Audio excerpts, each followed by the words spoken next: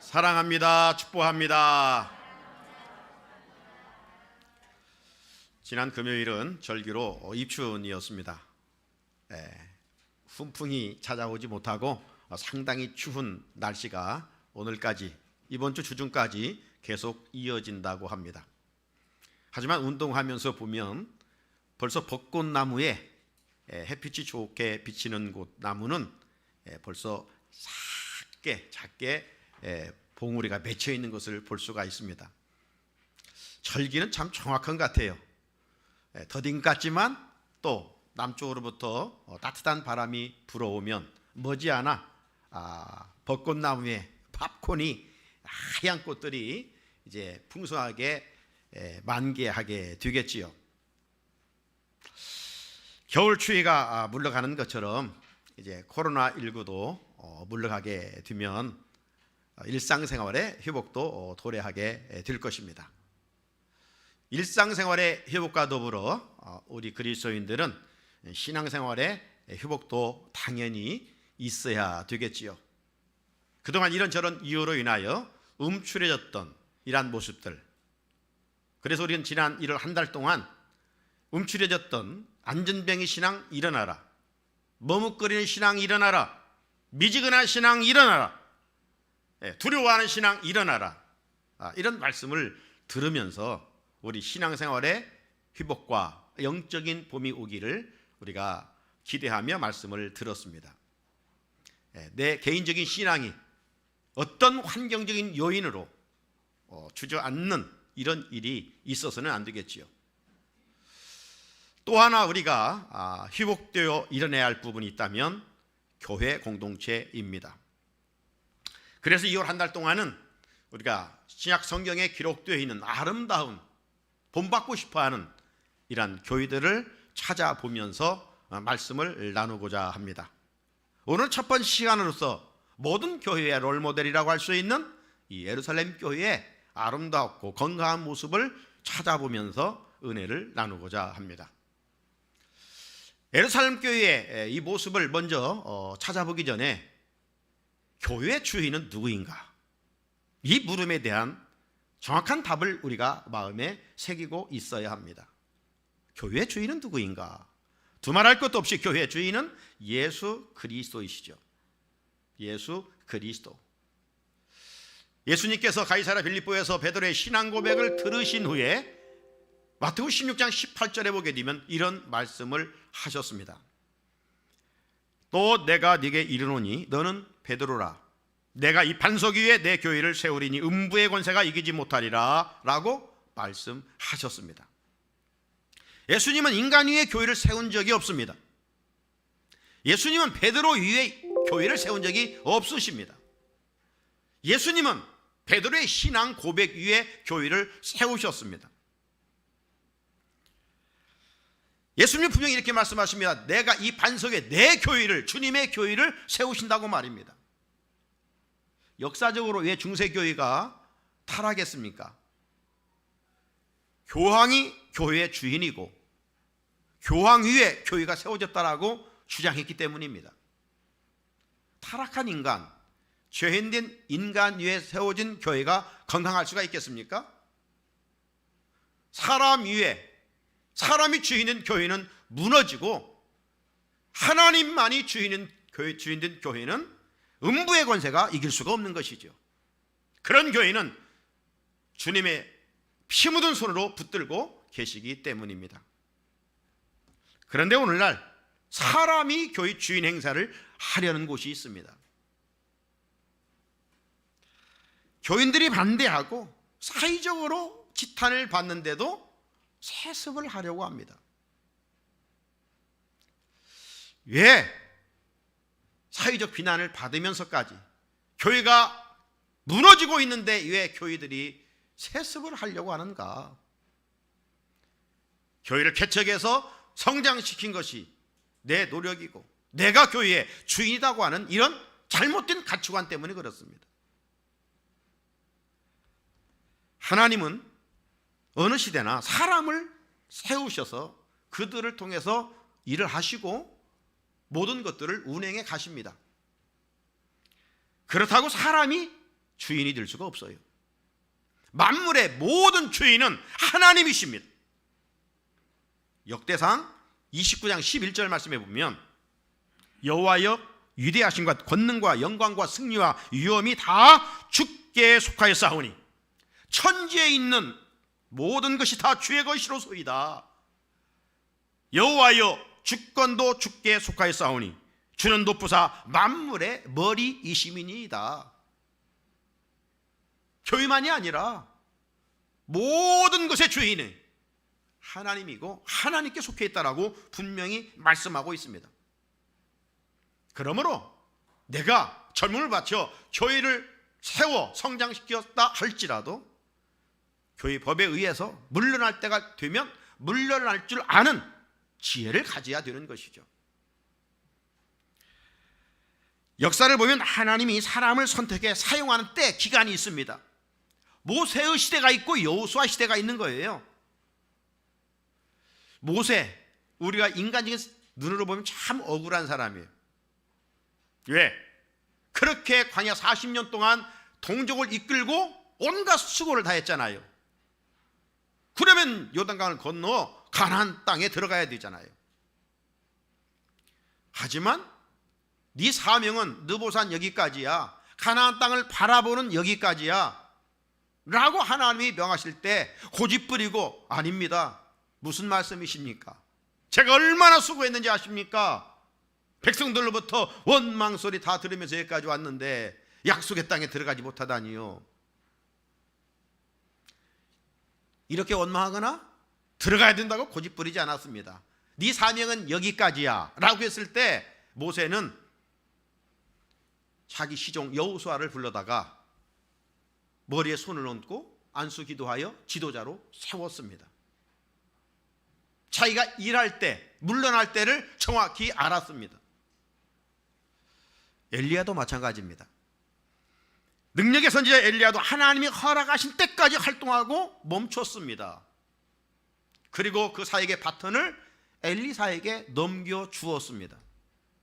이 과정에서 보게 되면 모세나 엘리야나 자기 아들들에게 물려주려고 고집하지 않았다는 겁니다. 하나님 앞에서 한때 귀하게 쓰임받은 것으로 감사하고 만족하였던 것이죠. 사랑하는 성도 여러분, 교회 주인은 인간이 아닙니다. 하나님이십니다.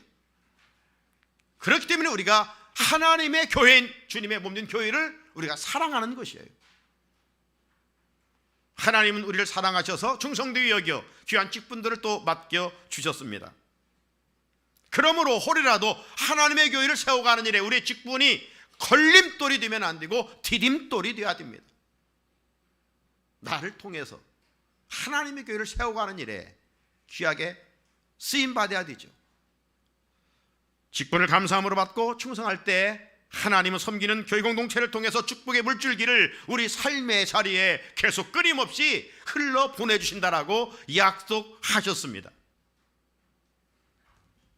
자, 그렇다면 오늘 우리가 생각해보는 예루살렘 교회는 어떻게 시작이 됐는가?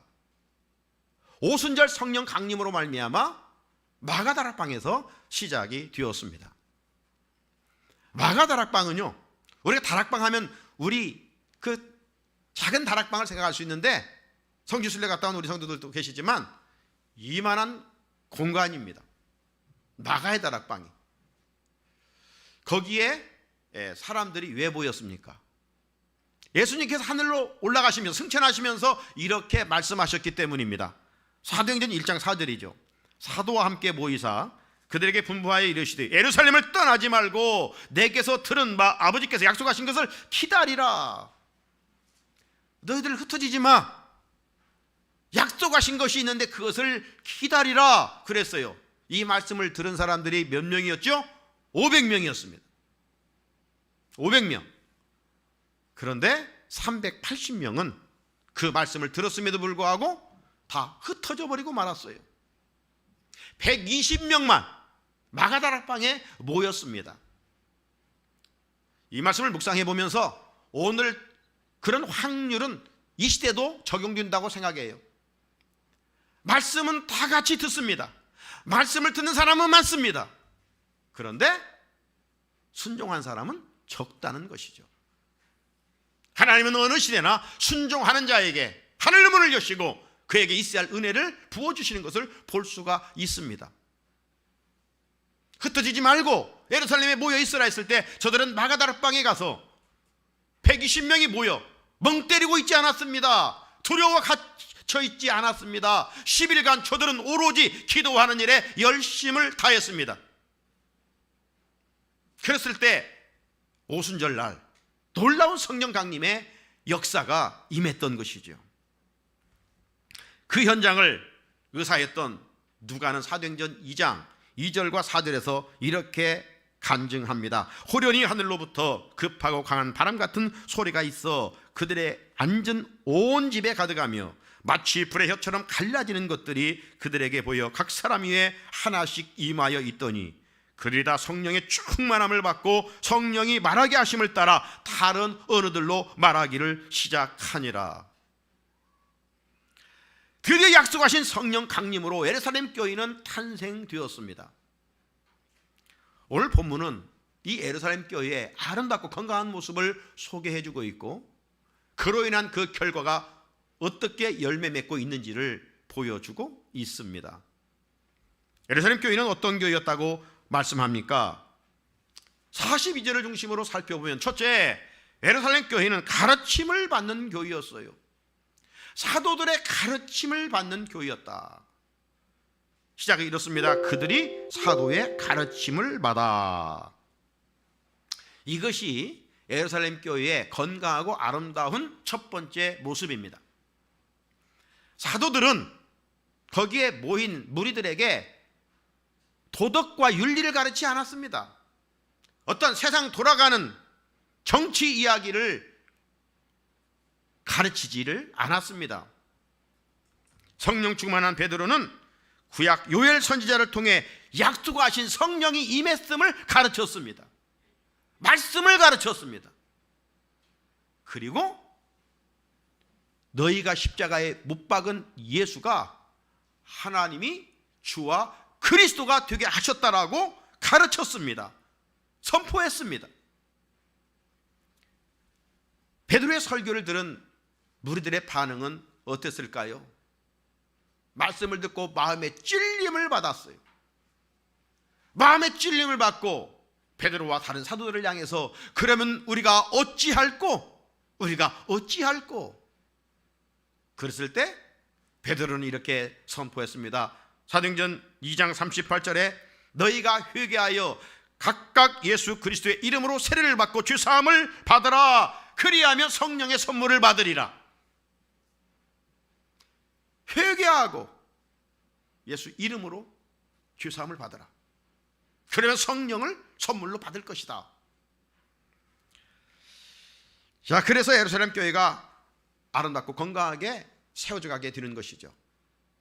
오늘 성경은 왜 예루살렘 교회가 건강하고 아름다웠는가? 사도들의 가르침을 잘 받았기 때문이라는 겁니다. 자, 그렇다면 우리는 사도들이 잘 가르쳤다는 의미는 무엇일까? 사도들이 잘 가르쳤다는 의미는 무엇일까? 그들이 가르치는 어떤 테크닉 기술이 좋았다는 것일까요? 교육 방법이 좋았다는 것일까요? 아닙니다. 그들은 실상 배우지 못한 사람들입니다. 그런데도 사도들이 잘 가르쳤다는 것은 복음의 주체이신 예수 그리스도를 가르쳤다는 것입니다. 예수님을 선포하고 생명의 복음을 선포하고 가르쳤다는 거예요. 더 좁혀 말하면 사도들은 예수님의 십자가와 부활을 가르쳤습니다. 오늘 목사의 사역 중 교회 헌법에 보면 10가지 이상이 있습니다. 그 중에 하나가 뭐냐면 가르치는 사역입니다. Teaching ministry, 가르치는 사역. 설교 사역, 행정 사역, 신방 사역, 뭐 상담 사역 많이 있어요. 그 중에 하나가 뭐냐면 가르치는 사역이에요. 여러분, 그러면 잘 가르친다는 것은 탁월하게 설교를 잘하는 것을 말할까요? 물론 목사가 설교를 탁월하게 잘하는 것 참 귀한 일이죠. 그렇게 해야 되겠죠. 하지만 그것을 하나님이 보실 때는 잘 가르친다라고 하지 않습니다. 담대하게 복음의 핵심인 예수님의 십자가와 부활을 선포하는 것을 말합니다. 이 불변의 진리를 선포하는 목사가 정말 명설교자예요.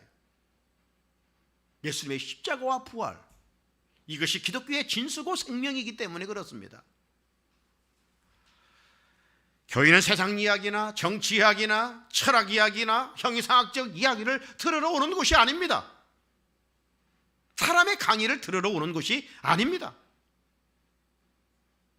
지루할 정도로 반복해서 드려야 할 말씀은 예수님의 십자가와 부활입니다.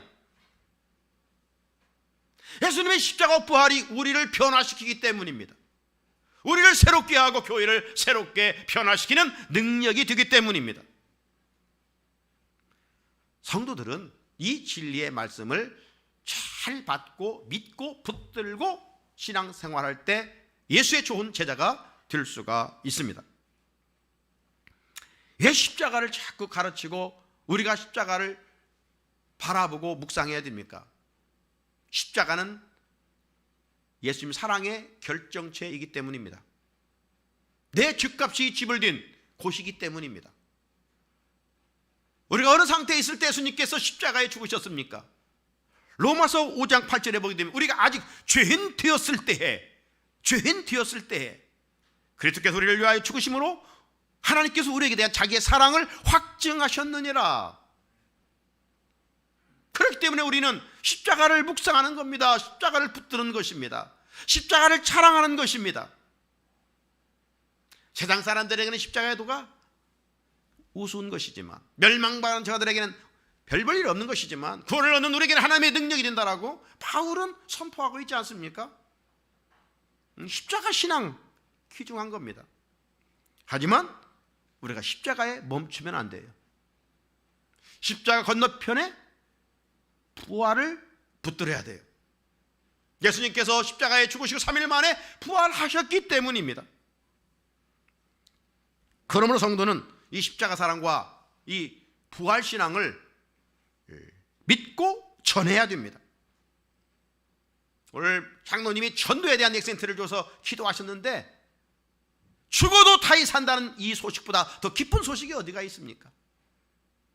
영생한다는 이 소식보다 더 좋은 소식이 어디가 있습니까? 예수 믿고 병 고친다, 예수 믿고 잘 산다? 이건 길어야 100년이에요. 그러나 죽어도 다시 사는 길, 이것이 우리 기독교의 진리 아닙니까? 그렇기 때문에 우리는 이 굿뉴스, 기쁜 소식을 전하는 것이죠. 예루살렘 교회 성도들에게는 오늘 우리가 가지고 있는 어떤 좋은 환경들, 여건들, 어떤 실력들이 그들에게는 없었어요. 그러나 그들에게 가지고 있었던 것은 사도들이 가르쳐준 복음의 능력, 예수님의 십자가와 부활이 있었습니다. 그렇기 때문에 저들은 환난과 핍박 중에도 배교하지 않았습니다. 당시 예수 믿는 것은 순교를 각오하고 있을 때입니다. 그럼에도 불구하고 그들은 두려워 숨지 않았습니다. 그런데 오늘날 교회와 성도들에게 이 십자가 신앙과 부활 신앙이 점점 약해져 가고 있습니다. 본질은 없어지면서 비본질로 교회에 가득 채워지고 있습니다. 그러나 힘이 있는 것 같은데 하루아침에 무너지는 것이죠. 우리 교회 5중 신앙 목표 중 십자가 신앙과 부활 신앙이 있습니다. 우리가 이 신앙으로 창조 신앙과 임마누엘 신앙과 십자가 신앙과 부활 신앙과 종말 신앙으로 정말 무장한다면 우리가 어떤 환경에서도 예수를 멀리할 수가 없을 것입니다. 뿌리 깊은 나무처럼 시절을 쫓아 열매를 맺을 것입니다. 우리가 이 신앙으로 무장할 때 기쁨으로 교회를 섬길 수 있고 교회의 주인이신 주님으로부터 칭찬을 받게 될 줄로 믿습니다. 또 하나는 사랑이 넘치는 교회였습니다. 자, 42절에 보면 서로 교제하며 떡을 떼며 그랬습니다. 이것이 예루살렘 교회의 건강하고 아름다운 두 번째 모습입니다. 당시 이 이스라엘은 로마의 식민 통치를 받고 있었던 때입니다. 그러니 얼마나 힘들었겠어요. 우리가 지난날 힘들 때 이야기를 흔히 보릿고개 이야기를 합니다. 정말 먹을 것 없는 이런 힘든 때입니다. 그러니 2000년 전 로마로부터 통치를 받는 이스라엘 백성들의 삶은 피폐하기 그지없었던 것이죠. 자, 그런 가운데서 교회 안에 들어온 예루살렘 교회 성도들은 그들이 서로 어떻게 지냈느냐? 물건을 서로 통용하고 필요를 채워주었다는 것입니다. 44절 45절 믿는 사람들이 다 함께 있어 모든 물건을 서로 통용하였고 또 재산과 소유를 팔아 각 사람의 필요를 따라 나눠주며. 사람들의 삶은 항상 왜 싸웁니까? 더 가지려고 하는 것 때문에 싸우는 거예요. 그렇죠? 욕심 때문에. 그런데 예루살렘 교회 성도들은 그런 본능을 십자가에 못 박고 내가 좀 더 가지고 있다면 가난한 자에게 손을 펴고 내가 힘이 있다면 약한 자들을 도와주는, 필요를 채워주는 그런 아름다운 사랑이 가득한 교회였습니다. 어떻게 이런 일이 가능했을까요?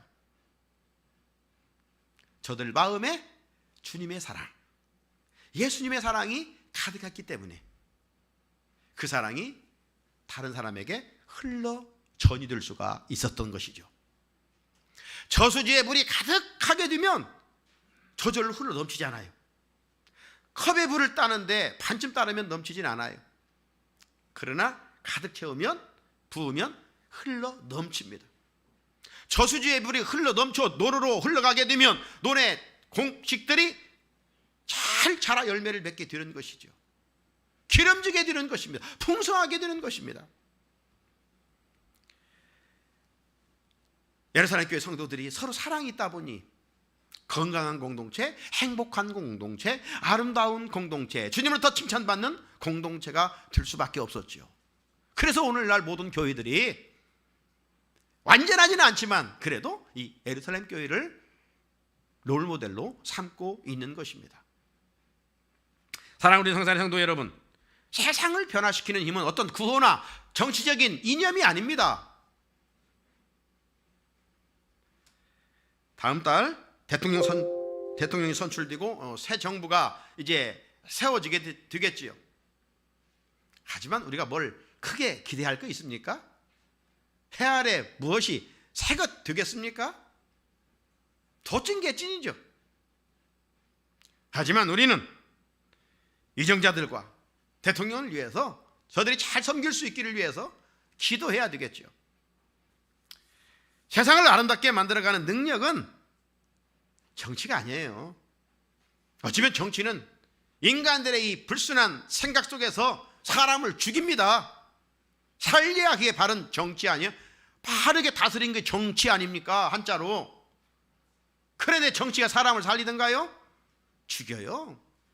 법이 사람을 살려요? 교묘하게 죽여요. 사람을 살리는 것은 사랑입니다. 사랑. 이 사랑은 타락하고 변질된 인간에게서 나오는 이기적인 사랑이 아니라 하나님의 사랑, 참사랑, 아가파의 사랑입니다. 그러므로 이 땅에 정치계, 경제계 모든 곳에 우리 예수 잘 믿는 사람이 진을 치고 있어야 돼요. 신호독의 역할을 하고 있어야 돼요. 그래야 세상이 정말로 아름답게 변화되어 갈 수가 있죠.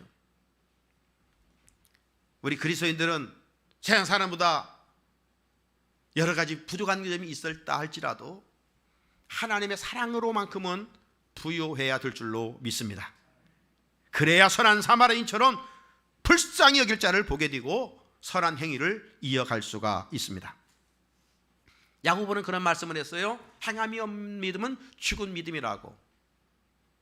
다른 말로 표현해보면 말로만 하는 사랑은 믿음이 아닙니다. 하나님의 사랑이 왜 참사랑입니까? 하나님의 사랑이 왜 진정한 사랑입니까? 아들까지 내어주었기 때문입니다. 누가 아들을 내어줄 수가 있습니까? 누가 아들을 내어 죽일 수가 있습니까? 그러나 하나님의 사랑은 그렇게 실천했기 때문입니다. 우리들도 예루살렘 교회 성도들처럼 사랑을 실천하기 위해서는 어떤 마음을 가져야 될까요?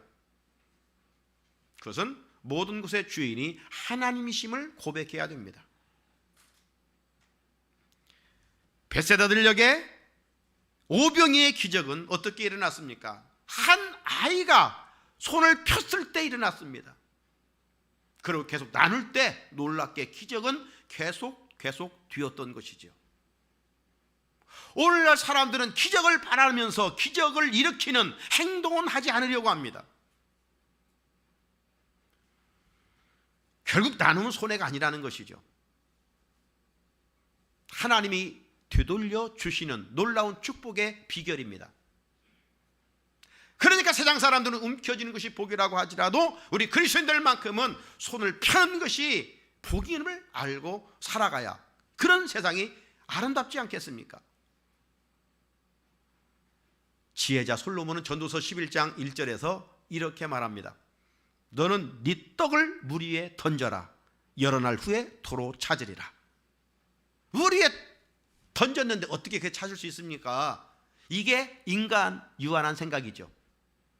내가 누구를 향해 줬다는 것은 손해다, 없어진다, 찾을 수 없다. 그러나 하나님은 도로 찾을 것이다. 도로 찾을 것이다.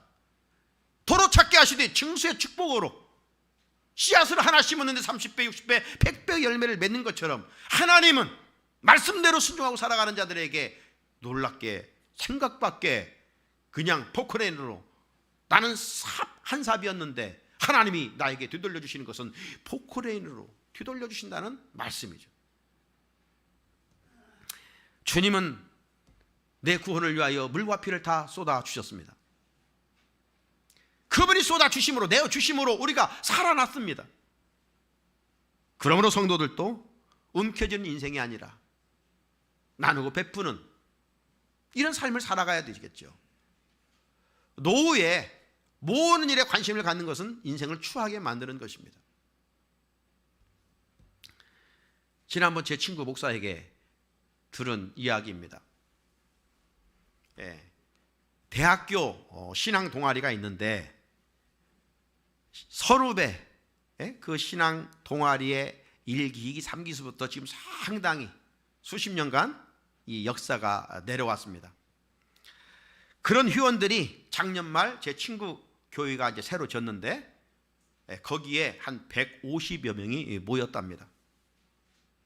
그래서 기수별로 다 인사도 나누고 오랜만에 만났으니까 이렇게 한 후에 이제 예배를 드린 후에 한 친구가 그동안 캠퍼스 사역에 헌신한 목사님을 앞으로 나오십시오 이렇게 하더니만 내가 오늘날 이렇게 잘 된 것은 하나님의 은혜이지만 내 대학 생활에서 영적 멘토이신 이 목사님께서 나를 잘 인도해 주셨기 때문에 내가 이런 은혜를 입었으므로 그 은혜에 보답하는 시간을 갖겠습니다 하더니만 거기에서 10억을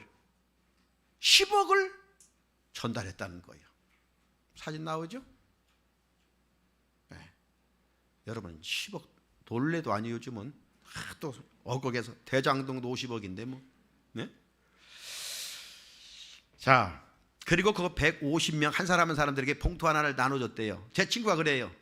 그 150명 나눠주고 한 봉투에만 뭔가 있을 것이라 해서 봉투를 열어봤는데 150명 전부에게 100만 원씩 다 들어 있었다는 것입니다.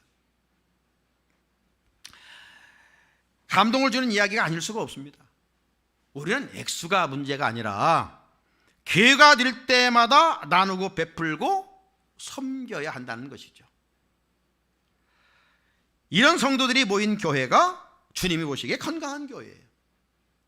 주님은 우리에게 디모데를 통해서 이렇게 말씀을 통해서 말씀합니다. 6장 18절로 19절 선을 행하고 선한 사업을 많이 하고 나누어 주기를 좋아하며 너그러운 자가 되게 하라. 이것이 장래에 자기를 위하여 좋은 터를 쌓아 참된 생명을 취하는 것이니라. 예루살렘 교회가 아름답고 건강했던 것은 사도의 가르침을 받아 주님의 계명대로 사랑을 실천하는 섬기는 공동체였기 때문입니다. 우리 공동체 가운데 이런 은혜가 있기를 주님의 이름으로 축복합니다. 끝으로 쉬지 않고 기도하는 교회였습니다. 사도행전의 별명은 성령행전이라고도 하고 기도행전이라고도 해요. 사도행전을 읽어가면 성령의 역사를 보는과 동시에 기도의 물줄기가 잔잔하게 흐르고 있습니다. 매장마다 성도들의 기도 흔적이 있어요. 1장 14절, 24절, 2장 42절, 3장 1절, 4장 31절 이러면서 28장까지 계속 기도의 물줄기가 흐르고 있어요. 예루살렘 교회들은, 성도들은 아쉬울 때만 기도한 거 아니에요. 어떤 문제가 있을 때만 기도한 것이 아니에요. 저들은 늘 모여서 기도하는 일에 힘을 썼습니다. 그렇기 때문에 저들은 말씀에 순종할 수 있었고 주신 물질들을 가난한 자들을 위해서 아낌없이 사용할 수 있었습니다. 여러분, 기도는 무엇일까요?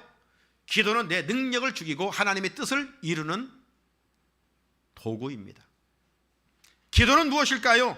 기도는 하나님의 역사를 일으키는 원동력입니다. 강력한 파워입니다. 기도는 무엇일까요? 기도는 교회를 교회답게, 성도를 성도답게 만들어가는 능력입니다. 교회는 기도하는 집입니다. 그리스도인들은 기도하는 사람입니다. 기도는 영혼의 호흡이기 때문입니다.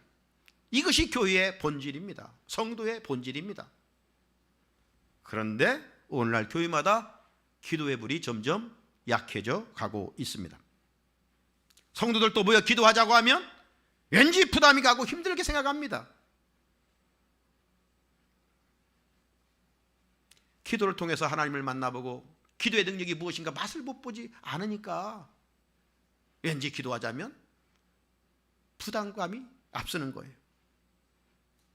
기억하십시오. 신앙생활에 기도가 약하면 반드시 마귀 강도가 틈을 탑니다. 마가복음 11장 17절 이에 가르쳐 이르시되 기록된 바 내 집은 만민이 기도하는 집이라 칭함을 받으리라 하지 아니하였느냐? 너희는 강도의 소굴을 만들었도다. 기도하지 않는 심령에 마귀가 틈타고, 기도하지 않는 교회에 마귀가 틈타고, 기도하지 않는 가정에 마귀가 틈타는 거예요. 다른 일은 열심을 하려고 하는데 기도하는 일에 열심이 없어요. 영혼의 호흡인데 기도하지 않으면 그는 그리스도인이라 할 수가 없어요. 종교인이에요. 여러분은 하루에 기도의 분량을 얼마만큼 쌓아가고 있습니까? 어떤 일을 하든지 하나님께 묻고 지내고 있습니까? 그런데 기도의 중요성을 알고 있으면서도 기도는 뒷전이요? 그저 분주하게 사는 데만 열심입니다. 새해는 기도의 시간을 확보하십시오. 나라와 민족과 교회와 약한 자들과 환난당한 자들을 품고 충보 기도하십시오. 이런 성도들이 모인 교회가 건강한 교회, 아름다운 교회라는 것이죠. 말씀을 마칩니다. 예루살렘 교회 성도들이 사도의 가르침을 받고 주님께서 명하신 대로 서로 사랑하며 섬기며 기도하는 일에 힘썼을 때 그 결과는 어떻게 나타났을까요? 43절에 보니까 기사와 표적이 일어났다고 그랬어요. 하나님이 하시는 일을 경험했다는 것이죠. 47절에 보면 온 백성에게 칭송을 받았다고 그랬습니다. 세상 사람들과 다르게 살아가니 칭찬받을 수밖에 없지요. 세상 사람들도 칭찬을 받으니 교회가 날마다 수가 더해가니라 라고 말씀하고 있습니다. 하나님, 우리 교회가 예루살렘 교회처럼 아름답고 건강한 교회로 세워가기를 원하십니다. 그래서 예루살렘 교회 성도들의 아름다운 신앙생활을 마지막 때를 살아가는 우리에게 다시 한번 사도 베드로를 통해서 이렇게 권면하고 있습니다. 이 말씀을 한번 읽고 마치겠습니다. 베드로전서 4장 7절로 9절입니다. 시작. 만물의 마지막이 가까웠으니 그러므로 너희는 정신을 차리고 근신하여 기도하라. 무엇보다도 뜨겁게 사랑하라 할지니 사랑은 허다한 죄를 덮느니라. 서로 대접하기를 원망 없이 하고. 아멘. 이 말씀은 예루살렘 교회 성도들과 맥을 같이 하고 있습니다. 마지막 때 우리들이 힘써야 할 것이 뭐예요? 여기 있는 말씀처럼 열심히 기도하고 뜨겁게 사랑하고 원망 없이 대접하는 일입니다. 우리 모두 이런 교회를 세워감으로 회복함으로 주님부터 칭찬받는 성도와 교회가 되기를 주님의 이름으로 축복합니다. 거룩하신 하나님 아버지, 우리가 회복되어야 할 한 부분 중에 오늘 우리가 섬기는 교회가 회복되기를 간절히 소원합니다. 교회가 회복된다는 것은 결국 우리 공동체 성도들의 회복을 의미합니다. 오늘도 주신 말씀처럼 이 마지막 때 열심히 깨어 근신하여 기도하게 하시고 서로 뜨겁게 사랑하게 하시고 원망 없이 서로 대접하는 가운데 하나님이 하시는 일을 경험하는 우리 성산의 성도들이 되게 하여 주옵소서. 예수님의 이름으로 기도드립니다. 아멘. 찬송가 219장 부르시면서 준비하신 예물 감사함으로 드립니다. 219장입니다.